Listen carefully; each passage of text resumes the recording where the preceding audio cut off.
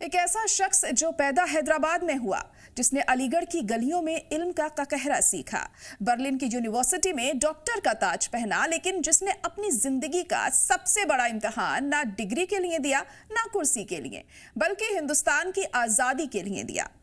वो शख्स जो राष्ट्रपति भवन के सबसे बुलंद ओहदे तक पहुंचा, लेकिन जिसने ताउम्र अपने नाम के साथ राष्ट्रपति नहीं बल्कि उस्ताद लफ्ज को ज्यादा अजीज रखा। आज कहानी है हिंदुस्तान के पहले मुस्लिम राष्ट्रपति डॉक्टर जाकिर हुसैन की।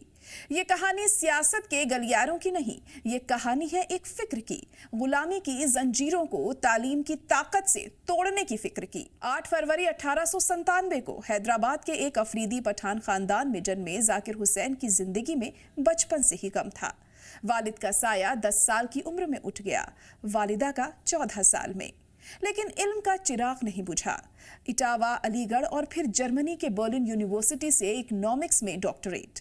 असली इंकलाब शुरू होता है 1920 में, जब महात्मा गांधी ने अलीगढ़ के मोहम्मदन एंग्लो ओरिएंटल कॉलेज आकर अंग्रेजों के खिलाफ असहयोग का नारा दिया। गांधी जी ने कहा, अंग्रेजी तालीम छोड़ो। उस वक्त जाकिर हुसैन वहीं लेक्चरर थे और यहीं से उन्होंने तारीख का सबसे बड़ा फैसला लिया। नौकरी, कॉलेज, अंग्रेजों की दी हुई सहूलियतें सब ठोकर मार दी। गांधी जी के साथ मिलकर एक ऐसे नेशनल यूनिवर्सिटी की बुनियाद रखी जो गुलामी से आजाद हो। नाम रखा जामिया मिलिया इस्लामिया। ये सिर्फ यूनिवर्सिटी नहीं थी, ये अंग्रेजों के मुंह पर तमाचा थी।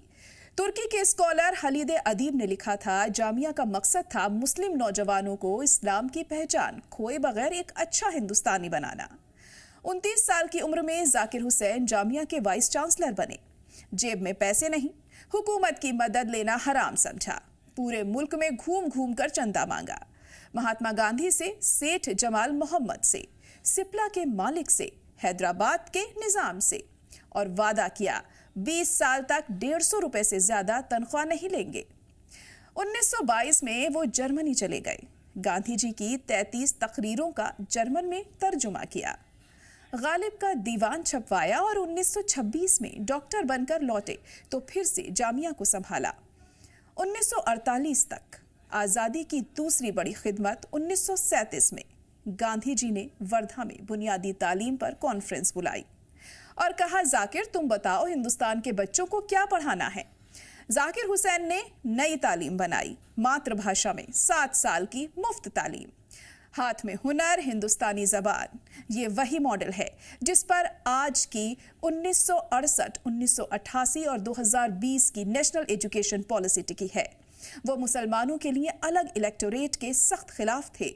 1946 में जब कांग्रेस ने उन्हें अंतरिम हुकूमत में लेना चाहा तो जिन्ना ने वीटो कर दिया, लेकिन उन्होंने जिन्ना को भी जामिया के जलसे में बुलाकर कहा था, नफरत की आग इतनी तेज है कि तालीम का बाग उजड़ रहा है, खुदा के लिए इस आग को बुझाओ।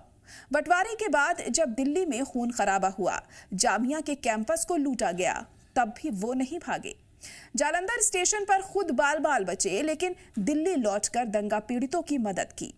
1948 में जब अलीगढ़ मुस्लिम यूनिवर्सिटी को पाकिस्तान परस्त कहा जा रहा था, तब मौलाना आजाद ने कहा, जाकिर इसे बचाओ, और उन्होंने उसे एक नेशनल इदारा बना दिया।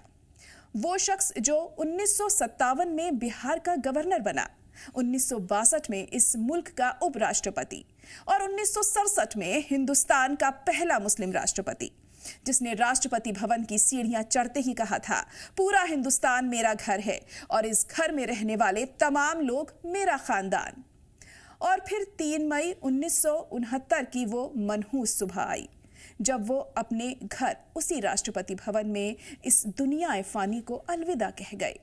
हिंदुस्तान में 13 दिन तक कोई जश्न नहीं हुआ, मातम पसरा रहा, और सरहद के उस पार पाकिस्तान में भी उनके गम में झंडे आधे झुका दिए गए। उनकी आखिरी ख्वाहिश कोई ताजमहल नहीं थी। उन्होंने कहा था, मुझे किसी शाही मकबरे में नहीं बल्कि उसी जामिया की गोद में दफन करना जिसे मैंने अपनी आंखों के आंसू, अपने जिस्म के खून से सींचा है। आज भी जामिया के अहाते में उनकी खामोश मज़ार हर आने जाने वाले तालिबे इल्म को पुकार पुकार कर कहती है, कुर्सियां आएंगी, हुकूमतें जाएंगी, लेकिन सुनो, जो कौम किताब थाम लेती है, जो कौम तालीम से इश्क कर लेती है, उसे दुनिया की कोई ताकत कभी गुलाम नहीं बना सकती।